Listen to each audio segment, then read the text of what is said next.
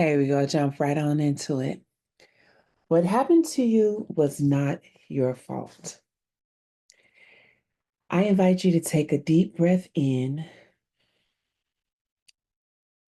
and let go.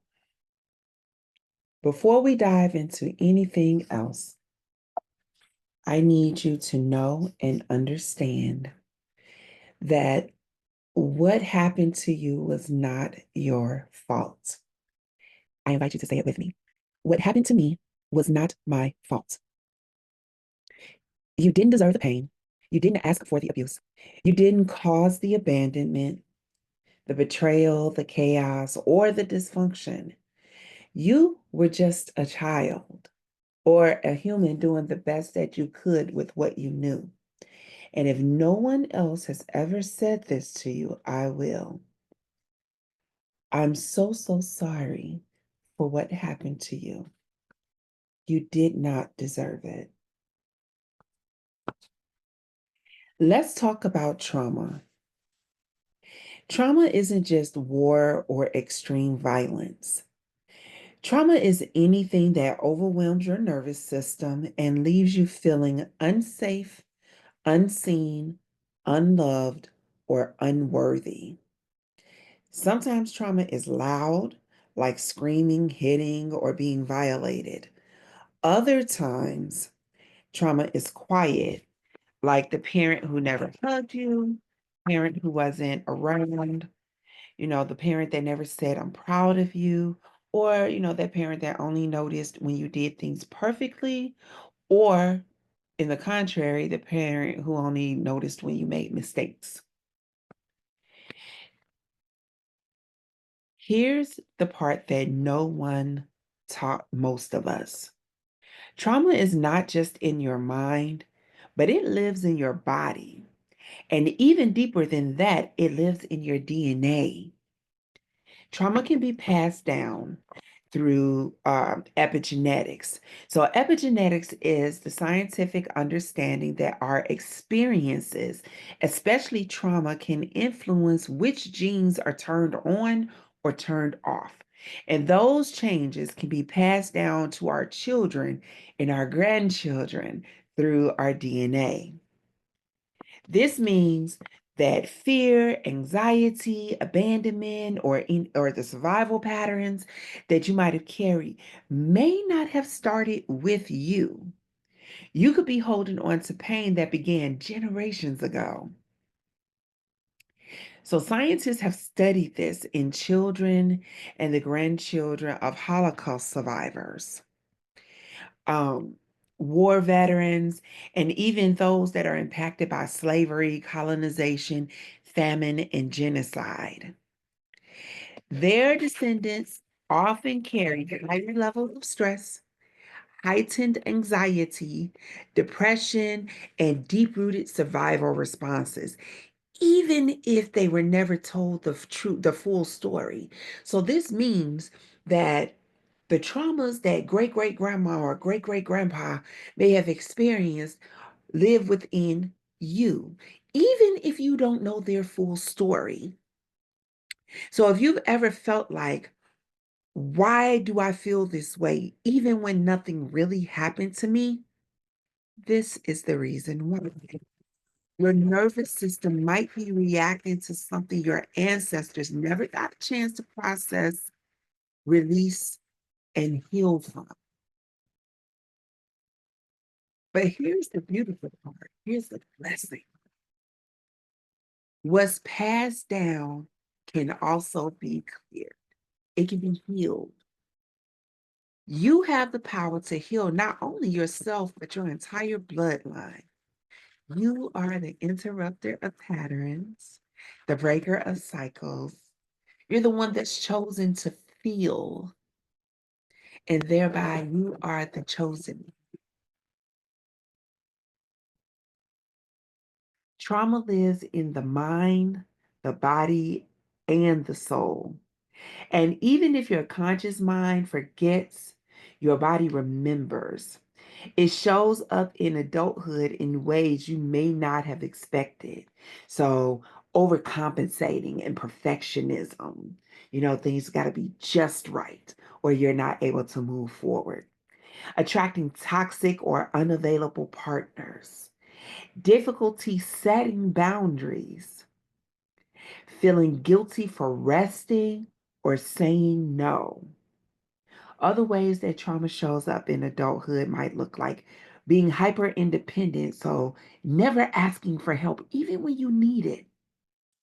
People pleasing just to avoid rejection. And then lashing out, shutting down, or freezing during conflict. So let's break it down. Let's break down the types of trauma, how they affect a child in the moment, and how they can still echo through your life as an adult. So physical trauma. I want to be clear about what physical trauma is. This includes being hit, slapped, punched, spanked, or physically restrained. It also includes witnessing violence in your home or environment. As a child, physical trauma teaches that love might come with pain, that your body isn't safe or protected, and that compliance is survival, even if it means shrinking to disappear. You may grow up to be hyper aware. You might flinch when someone raises their voice or makes a fast movement. And maybe you're constantly scanning for danger, even when there is none. Witnessing violence or abuse is also trauma. Let me repeat that. Witnessing violence or abuse is also trauma. Just because the abuse didn't land on your body doesn't mean it didn't land in your nervous system.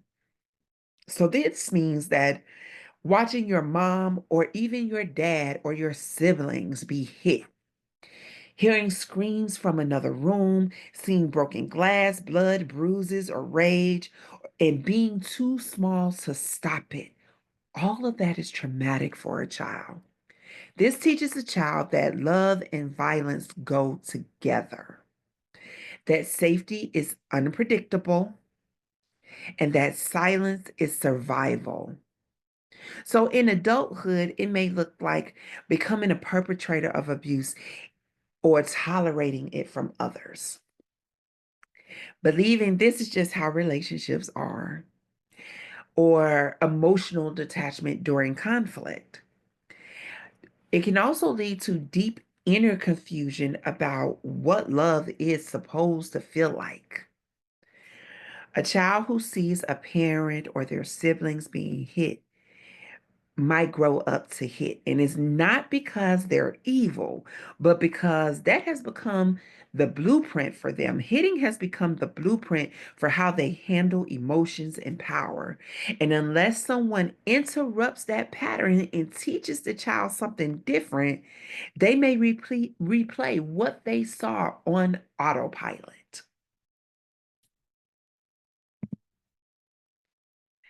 We're going to talk about neglect. Neglect is a form of trauma where your basic emotional or physical needs were ignored. It might mean no one came when you cried, or you had to grow up too fast, taking care of yourself and your siblings.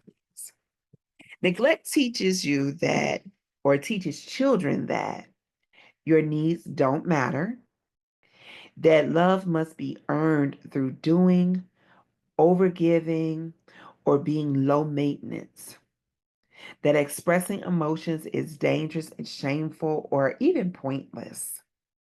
And as an adult, you might struggle to ask for help, feel guilty for resting, or believe being invisible keeps you safe.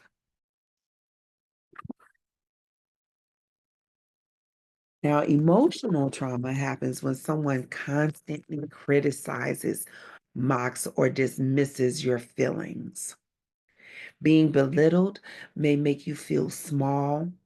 It might make you feel stupid or worthless. And emotional trauma teaches children that your feelings are too much or wrong, that approval must be chased and not freely given, and that hiding your true self is the only way to be really accepted.